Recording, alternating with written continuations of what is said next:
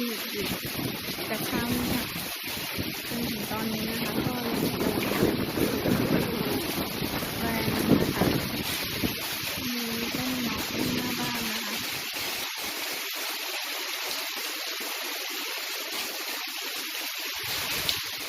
น่ากลัวจริงๆค่ะ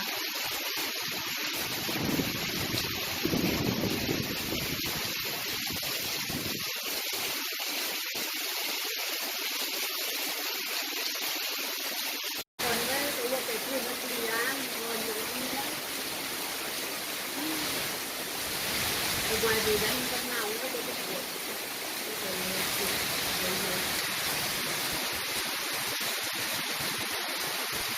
ลมแรง คนได้ตัวไปที่นักเรียนนอนอยู่ที่นั่น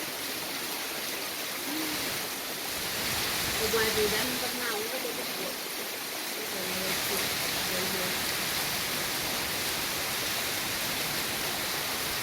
ลมแรง